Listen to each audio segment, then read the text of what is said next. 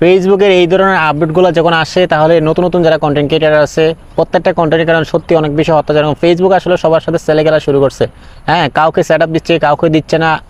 মানে ফেসবুকের এখন কোনো রকম ক্রাইটেরিয়া নেই, শুধুমাত্র স্টার ছাড়া মানে বাকি যে ক্রাইটেরিয়াগুলো আছে সম্পূর্ণ কিছু ফেসবুক তুলে নিয়েছে।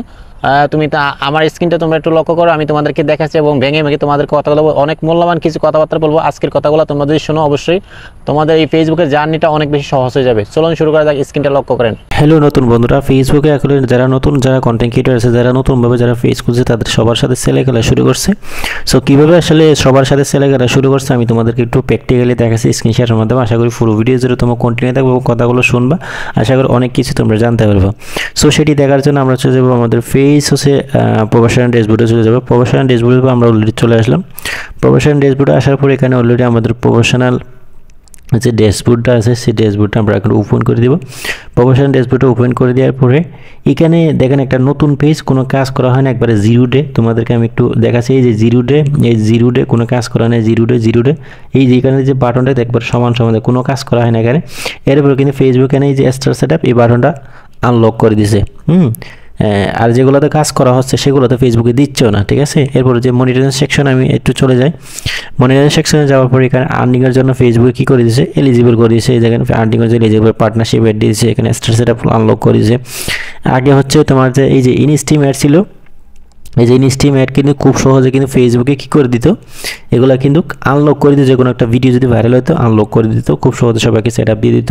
এখন সেটাও ফেসবুকে তুলে নিয়ে গেছে কয়েকদিনের ভিতরে। 2025 সালে হয়তো বা যে 2025 সালে এই যে অ্যাডস অন রিচ এর মধ্যে ইনস্টিম অ্যাড যেটা আছে সেই সেট আপ দুইটা আর হতে পারে এখানে এই ড্যাশবোর্ডের মধ্যে নাও থাকতে পারে, একবারে মুছে ফেলতে পারে ফেসবুকে।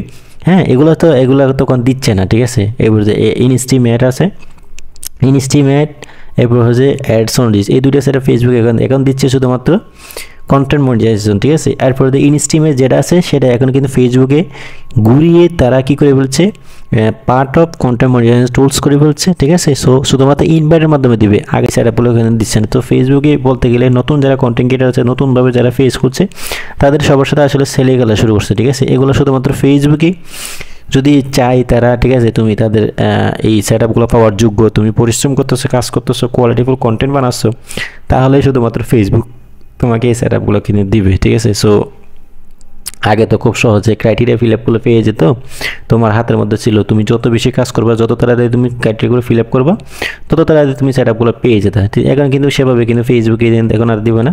এখন ফেসবুকের যখন চাহিদা হবে, ফেসবুকের যখন মনে হবে তুমি সেটা পাওয়ার জন্য এলিজিবল এবং যোগ্য, এরপরে কিন্তু তোমাকে কিন্তু কী দেবে, সেই সেট আপগুলো কিনে দেবে। এখন সেই পর্যন্ত তোমাকে ওয়েট করতে হবে, কাজ করে যেতে হবে, এখন কিছু করার নাই। কারণ ফেসবুকে আসলে কখন কোন সময় কোন ধরনের সমস্যা দিয়ে দেয় সেটা কোন, এই যে এইখানে দেখেন ফেসবুকে কী করে দিছে, এখানে you are not eligible to earn yet, এটা ধরাই দিছে, ঠিক আছে। তো এখানে যে আরও অনেক কিছু আছে, এখানে মনিটাইজেশনে ক্লিক করলে এই যেগুলো দেখায়, ঠিক আছে। সো এখন ভাই তোমার ডিসিশন, তুমি কাজ করবে কিনা নাকি কাজ করতে না, ঠিক আছে। সো তোমাকে নিয়ম মেনে কাজ করে যেতে হবে। যতদিন না ফেসবুক তোমাকে মনে করে তুমি সেটা পাওয়ার এলিজিবল এবং যোগ্য, ততদিন পর্যন্ত কাজ করে যেতে হবে। তো বেস্ট অফ লাভ, সবাই ভালো থাকবে, সুস্থ থাকবে, আল্লাহ হাফেজ।